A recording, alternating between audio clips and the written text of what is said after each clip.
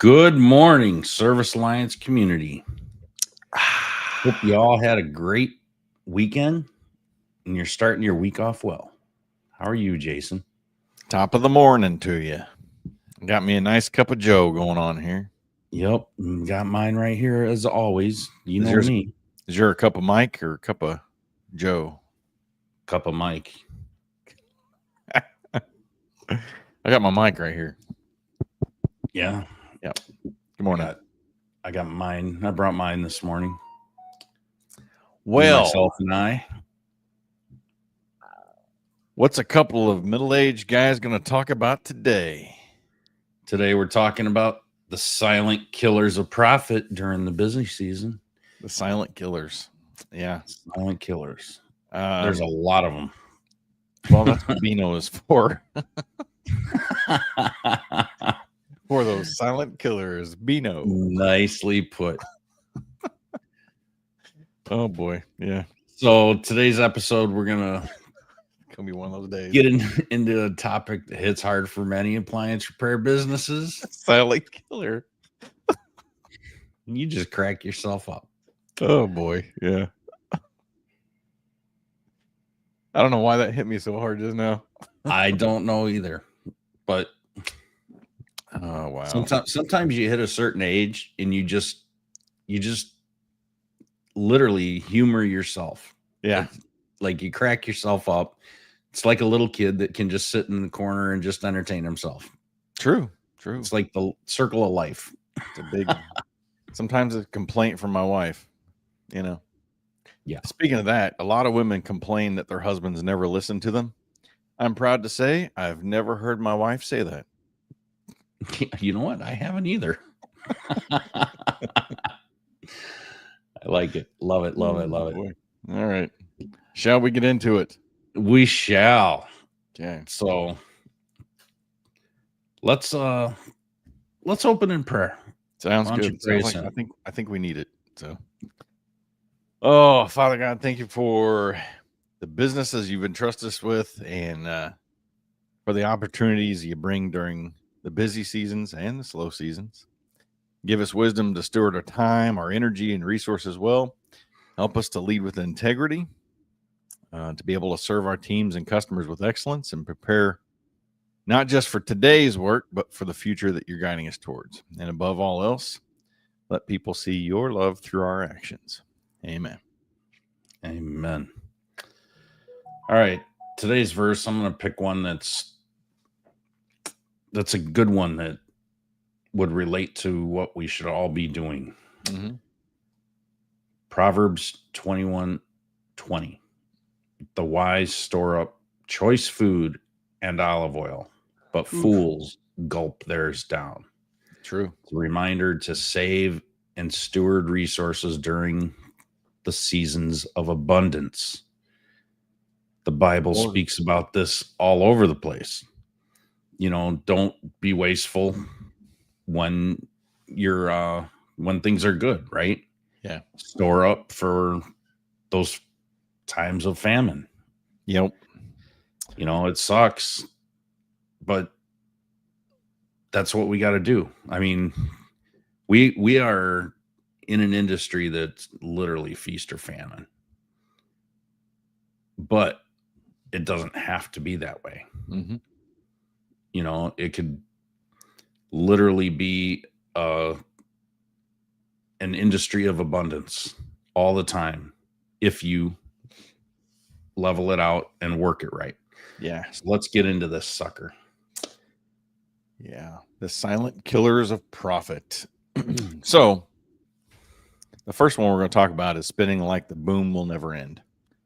I'm guilty of this one for sure. And I think everybody will agree that at some point in our life, we have just overspent because the money's coming in. We got that fatted calf we're ready to sacrifice. And then all of a sudden the slow season hits and we're like, oop, there goes our savings account. Oop, there goes my retirement plan. Oop, there goes, I got to sell this now just to make payroll. Anybody else ever been there? Yep. Yeah. Good morning, Eddie. Lots of people that have been there. Got Eddie tuning in. Yeah. Morning, Eddie. having a financial plan is a must, to a budget to stick by in the busy seasons and in the slow seasons. I'm getting side-eyed viewed here. Always cool to see deer in my yard, and my office is facing. I've got a wall of windows in my office, and there's a deer just walking across now. It's like, I don't usually see you guys out this early, so Nice. squirrel, nope, deer. Oh dear, That's a big one too. Yeah. Anyway, where's my crossbow? yeah, right. No, I get the overspending thing. I've been there too. You get a little taste, of something that maybe you've never had before when you're a young business owner or a newer business owner. Yeah. And you start feeling it, right? Things were really, really good during COVID for the industry, and everybody was making money, and then it went away, and everyone expected it to stay. And they're like, what happened? What's going on? Why am I slow? You're not slow. Things normalized. So, maybe you started your business during COVID, and which was a great time to start a business and kick you off. But if you had never experienced what it was like before COVID, owning a business and running that same business, then you would not understand, what you needed to do, or project that out. So definitely you gotta look at forecasts and figure out a financial plan and plan. That's planning. Plan for sure. My next one is lifestyle creep. That overspending causes us to create a specific lifestyle that we don't want to leave behind. Yeah. I've been there. You get into that. Hey, I've got this extra car, that extra car. We went through it just recently, and after the kids all moved out, it's like, we don't need this van anymore. We hardly ever take trips in it. And when we do, it's just usually a couple of us, maybe three at the most. So the car works just fine for this. It's better on gas too. So I've got my truck and my motorcycle. Shayna's got her car and her motorcycle. That's all we need. So yeah, you got to look at the extra stuff that you really, really don't need. Is it serving you, or is it just costing you? Having that extra van to run to vendor shows and to run to this, we don't need it. Truck just does fine. It can haul everything I need. We don't need a truck and a van. That's a good. Good morning, Andy Murrow, Egyptian Exterminating. And it's just sitting there costing you insurance every single month. Yep, that's for sure. Well, like this last, we got rid of 3 vehicles, turned it into one. And I shed $17,000 in debt and $828 a month in insurance and payments. Now, wow, that's great. You know what they say? Every $17,000 helps. Yeah, absolutely. So what do you got sitting around that's just costing you money, and it's taking away from your future, right? Your that time when things may slow down and you need that extra funds, right? Now, guys, don't start looking around at your wife and kids thinking that that's what he means. Yeah. That is not what he's talking about. Wow. Yeah, I wasn't going there. I know. You got to say it, because there are some people out there that look at their kids and think that, they're just sitting around costing me money. My kids still cost me money, and they're not even living with me. They're all both married. So yeah, they never stop costing you money. Yeah. So, all right. Another thing that you don't do is you don't set aside for the slow season. Mm-hmm. Just like we started out in that verse, you have to set aside funds for the slow season to get you through the slow season, so you can account for it. so you can, during the slow season, maybe ramp up your marketing a little bit more, ramp up your Google ads a little bit more to sustain you through that slow season, so that it kind of levels everything off. Yeah. That's one thing we need to talk about someday. Google ads versus Facebook ads. Yeah, I'll write that one down. That'd make a good topic. It would. We can definitely do it. Yeah. So create some seasonal reserves. You should create a separate account. If you're following like the profit first model, you could create different accounts for different things. And you should have a reserve account separate, maybe for seasonal slowdown time that you can pull from or reallocate funds to. A lot of times, if your bank allows you to set up multiple reserve accounts, most traditional banks don't allow it, but like we use Novo, and Novo allows us to set up all these different buckets, and it automatically allocates a certain percentage of every dollar that comes into the bank into those reserves. Yeah. And we don't touch that money. You know, it's literally saved and it's earmarked for other things, earning interest. And I hate to say it, but the old school CDs, even if it may be 2, 3, 4% for 6 months, that's money during your busy season you could throw in there and earn a little percentage. Then when the slow season comes, you've earned a little bit on it, but definitely something to think about. Yeah. Betterment.com has a great program. You earn 4 to 5% depending on what the interest is at the time. Really? I think now it's 4 something percent, but a year ago it was over 5. So yeah, last CD I did, it was right at about 4%. So very cool. That's the typical range now. Yeah. Very cool. So check that one out. Another thing is set a budget based on your slowest month. Look at your historical slowest months, and that's what you need to budget for. Everything else is going to be a bonus. But if you can't run during those lean times, you're not going to be able to run, a profitable business.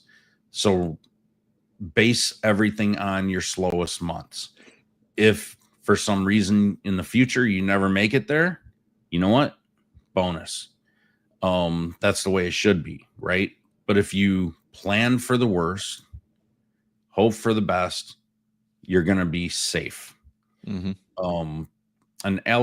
allocate profits weekly to future payroll and expenses. Take just a piece of that profit, put it away. That way you're never late on payroll. You've always got, your buffer, because you always have to pay taxes. You're going to have to pay payroll, and you're going to have to pay all those other expenses and maybe even some emergency funds that you're not expecting. Oh, we got a long list of good ones today. We do. I think everybody knows this one is just being priced wrong, or not pricing for the chaos, right? So undercharging during those peak demand seasons.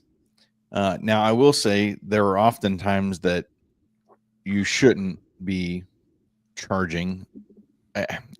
This one I got to be careful with. So I'll just preface this. So we had a huge storm in our area back in 2009 called the May 8th storm. Everybody remembers it from this area. We had derecho come through. They call it an inland hurricane. Anyway, we had been using flat rate pricing for, at this point, 5 years. So our prices were standard, were set. And when this storm came through, I ended up having to go to 3 different states to buy up meter services and electrical panels and things, because we had this huge inrush. Like in a week and a half, we replaced 92 meter services. It was crazy. Wow. And we were around, I don't know, at that time, $1,800 to replace a meter service, full blown meter service. Well, I took our prices and just made them standard $1,500 a pop, because we were going in, getting it done quick, and then I was coming back. Well, we had a couple of people out of 92. We had 2 people complain about the pricing, and 2 of them turned us into the state's attorney. And I remember showing the state's attorney our pricing, flat rate pricing that we had been using, upfront pricing for 5 years, and how we actually lowered our prices to help the community surrounding us and give a little bit of a break. And he immediately threw out those cases like, yep, you've proven beyond a doubt. So pricing for chaos, and sometimes there's, all right, we got to give a little bit back, right? That was the best month we ever had in the history. I mean, even to date, when after we closed down in 23, it was still the best month we ever had, because it wasn't just that. And this is where a lot of that follow-up comes from the chaos, is we got the meter service done. We went back after the power was restored, and I did a full inspection on the rest of the electrical system. We ended up selling a bunch of electrical panels off of that, surge protection off that, did some generators off of that. So it wasn't just the, hey, I'm going to help you out this one time. We got the follow-up work to it. So that's how we had the best month ever. So price for chaos, or not pricing for chaos, it's pricing accordingly to make sure that you're going to last. And sometimes you got to help out and give back too. My perspective. But, yeah, most people would take it the other way and take advantage of that chaos. Oh, and jack up the prices, and do all the price gouging and stuff. So yeah, I definitely like the way you advise to do that. So yeah, and especially on the back end, we was able to make it up and then some on the back end. So, but yeah, other aspects of that pricing for the chaos, you got to make sure you're budgeting. Your guys are not always going to be working an 8-hour shift and then they're done. Sometimes they're in an emergency situation, or they got to get called out on the weekend, and you're paying them overtime, right? Your fuel for your vehicles. There's just so much, so there's a lot to take into account whenever you're budgeting. Make sure you're going to survive the slow months and the busy months. Right. And keeping the same rates as off season, right? So, I mean, it's a seasonal industry. Let's face it. You have your couple of slow times a year, then you have your busy times in between. Yeah, we hit on this one a week or two ago about keeping the same rates as off season. That could be like a big headache and be chaotic. And if you're slow and you're not getting calls, I've had a couple of calls, demos, and consultations with some companies the last couple of weeks. One of them's just like, man, I'm not getting calls in right now. I'm taking maybe a couple calls a week, and it's hurting. It's like, so are you charging a fee to go out? Yeah. What's your fee? X amount was the fee. Have you thought about waiving that just to get in front of them and then show them the value that you bring? Maybe that'll help. If you're not getting the calls, sometimes you got to lower your fee or waive your fee to get out there, and then show them the value of what I do. That's a really fine line though, because for a long time I preached, never waive your fee. But then the slow time came for me, and guess what I was doing? Waiving the fee. So you have to, it's the exception, not the rule. Yeah, you have to use judgment in that, right? If you get somebody that's just price shopping on the phone and it's like, yeah, let me come out for free, are you just wasting your time at that point? You really got to use judgment with that. Yeah. So, I mean, you can look at it as, all right, do you raise your rates during high demand months or peak days? No. You need to have your pricing set. Mm-hmm. And you need to adjust it in a justifiable way. All right. By knowing your numbers. Make sure that you've got a tiered pricing strategy. We talked about all this stuff over the past 2 weeks. Mm-hmm. Make sure you audit, check your margins, and do it monthly or maybe every 2 months. Yeah. Because things do change quicker. You can't do this on a quarterly or 6-month basis. Yeah. Especially annually. If you're doing it annually, you're really screwing yourself. Yep. Yeah. I was about every 6 months checking our pricing, and then COVID hit, and it was like, I got to check this. Literally, got to do this every couple of days. Exactly. Yeah. I tell you, another profit killer is going to be just winging it with your scheduling. If you're not using some kind of scheduling platform and you're just like, pen and paper, I'll get to you when I get to you. Whew. If you're in the appliance world, I mean, it doesn't matter what sector you're in, appliance, electrical, plumbing. If you're using not mapping things and you're just, I mean, the inefficient routes can just kill your productivity. Many of you guys know this. And mapping, when we talk, with you all from my office help, mapping is very important. Being able to see a map, being able to zone. I've got technicians going into this area this day, and that's when I want to schedule. It's important because of the cost of fuel. They have a rising cost of fuel. And if you got techs running around here and there everywhere, they're not productive. They only get this short amount of time to being in somebody's house. Oh, my camera just moved, didn't it? Yep. I got a new camera, so this thing I forgot that it does this. It's like, hello.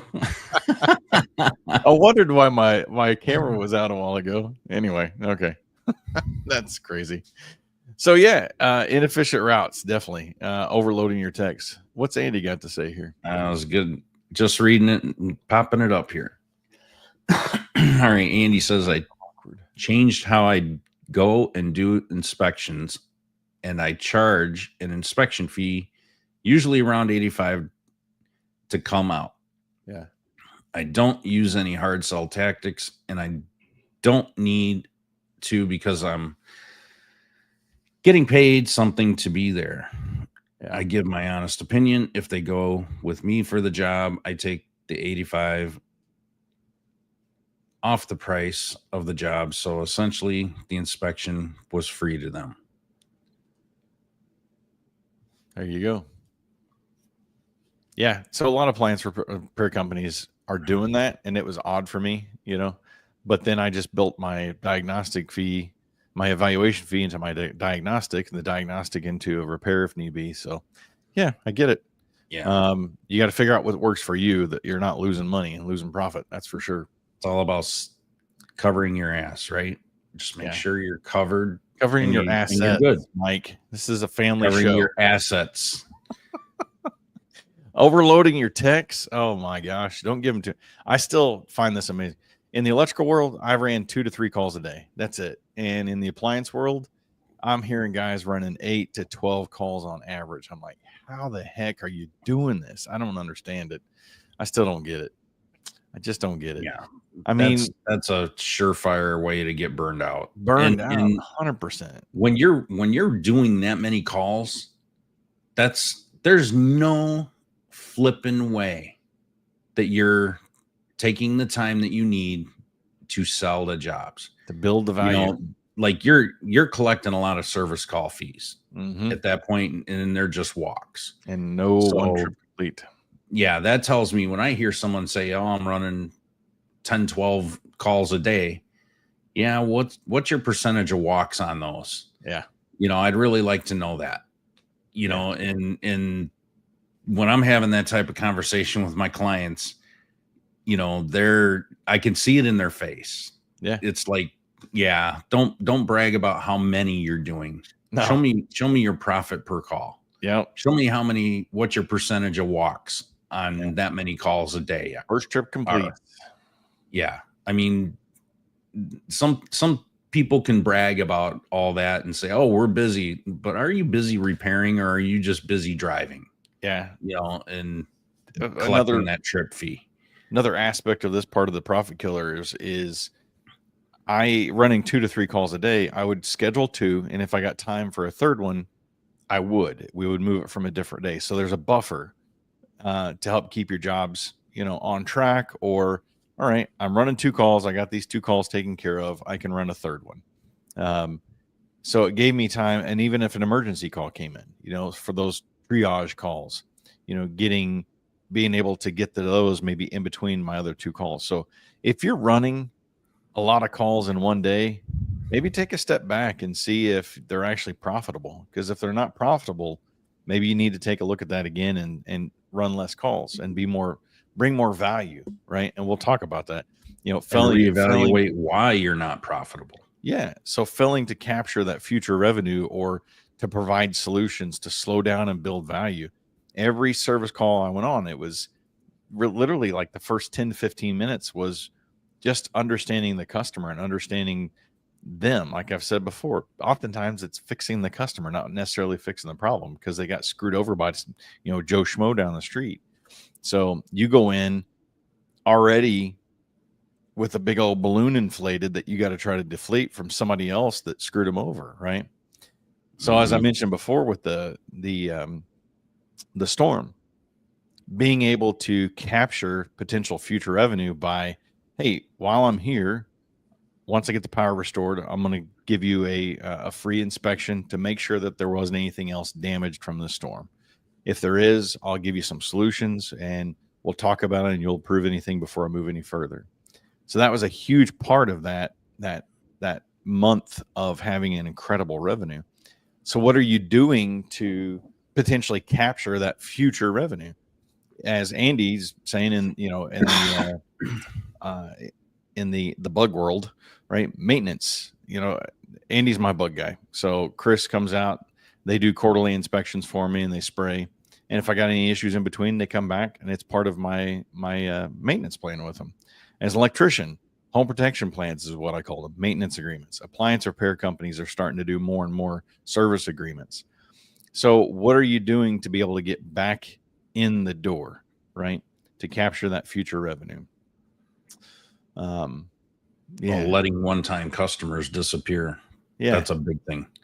What are you doing on the follow-up? I tell you what can help. You should work to not have any one-time customers. Yeah. It's about the lifetime value of that customer. I'll put a plug in here for Mom because my office manager can help with that follow-up, and it's very easy, very affordable. Yeah. You can check out the link right here. Set up a demo with me. Definitely a good thing to do. And it works. It works very well. Database reactivation, all that stuff definitely works. Well, I'll give you a perfect example of this follow-up. We had roughly sent out, we did the home automation playbook just, I don't know, a month ago or so. We sent out 2,700 texts and emails. Out of those, we had about 70 people download the playbook, and about half of those signed up for a demo. And we had 13, 14 of those that actually signed up for my office manager. So was that worth my little bit of time to get that incorporated? Heck yeah. We reactivated, as Mike put it, that database. And now we've got people that are interacting with us on social media and other places because in our emails, we sent them links in the text. Hey, do a demo. There's things that you can do to reactivate that list. So if you haven't been utilizing that, that's definitely something you can utilize. Past emails, past text messaging, all that good stuff. But that's something we can help you out with. That's a whole nother conversation. I think we can go into marketing wise between me and you, Mike. The bottom line is don't let your customers feel like you forgot about them, right? 100%. Always stay in their face, because if they don't need you, they know someone that needs you. Somebody else. And if you're top of mind when they hear that someone else needs, a dryer fixed, then you're the guy. You're going to be the company that they're going to refer. So make sure you've got all that stuff in place, for your follow-ups. Yeah. Customers feel forgotten when you're too busy to deal with them. Yeah. You gotta nurture those clients. I'm telling you, I've got one guy that we go to church with that we've been talking with for quite a while, and he finally booked a demo. And he's been lagging on the onboarding a little bit. And so I saw him Sunday at church. I'm like, all right, so we ready to get this ball rolling? And sure enough, this week we've got the ball rolling, and a lot of it was just waiting on him. So it's making sure you nurture those clients, right? That one client could be your next several $1,000 job, or it could be that one client could be your next 10 clients. Yeah. The referral, 100%, right? So 100%. All right. Our last point having no off-season plan while drowning in work. That's the biggest thing. Everybody gets so busy. We're talking about vacation here or what? That we forget to plan for when it's slow. Yeah. All right. So our downtime seasons, a lot of times you don't even think about the next year. You know, everybody's going like gangbusters. Yeah. You're not thinking about hiring, or maybe you are during the busy season. If you're scrambling to look for help, it's too late. Yeah. I mean, you should be doing that ahead of time or consistently, you know, filling that pipeline full of, you know, resumes so that you have someone in mind. You know, you've already maybe interviewed them, and let them know that, hey, I'm not ready now, but I will be if you're available. Yeah. I can reach out, and if you're available, you know, let's talk. There's always opportunity, but make those connections. Get a hiring funnel in place, get a, you know, some kind of a recruitment funnel in place, rather than hiring funnel, maybe a recruitment funnel. Do your marketing prep, the market for help, for the, you know, the help that you need. If you're scaling or you have ambitions to scale, then you need to do that. Think about having offers for seasons that haven't hit yet. I mean, right now, we're halfway through the year. You should be thinking right now about Thanksgiving, Christmas, you know, all the holidays. You should definitely be thinking about all of that right now. Yeah. I actually think you should be next year, right? Yeah. This time next year. What's June look like next year? If you don't have that 10-year, 5-year, 3-year, 1-year plan, at least start with what's next year at this time. What do I want it to look like? What do I need to budget for? Marketing. You know, you're thinking marketing a year out. What am I going to be doing next year in marketing? Believe it or not, those are very important things a year out from now. Yeah. Yeah. I mean, one of the coaching groups that I'm in, my coach just sent me yesterday. He wanted to know what my goals were.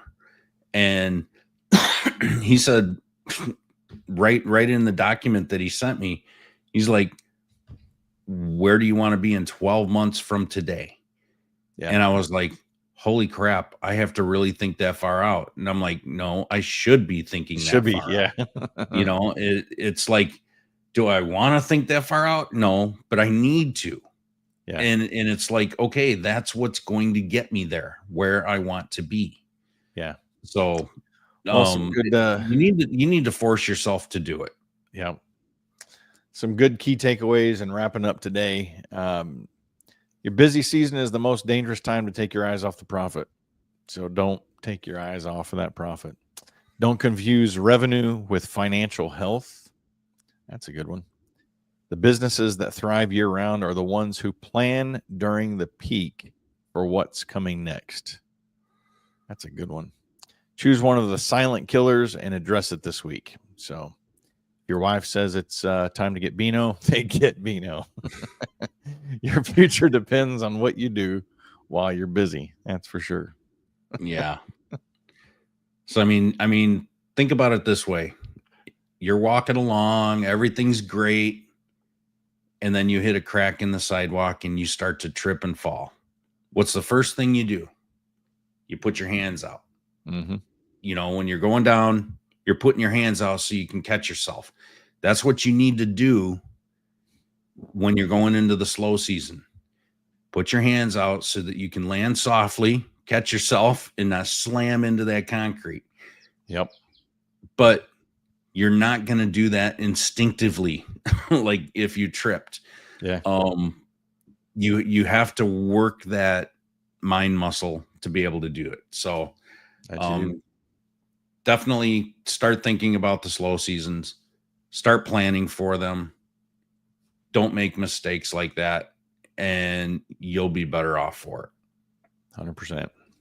All right. Well, y'all have a great week, and we will see you next week. Yes. This weekend, Saturday, if you're a mastermind or an all access member, our mastermind is about subjects that we've been talking about for the past 3 weeks. Pricing your service.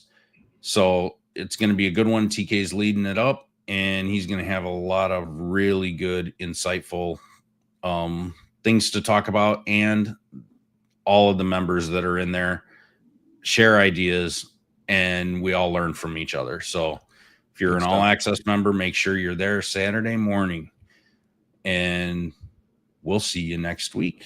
Don't forget to pay the fee. The fee is free. Go like and subscribe and share my office help, Appliance Marketing Pro, Service Alliance Group, all on the social media and all that good stuff. Check us out. Appreciate it. Have a good week. Thanks for tuning in to the Morning Grind podcast by Service Alliance Group. Subscribe to our channel and make sure you visit our website at servicealliancegroup.com for appliance repair business resources.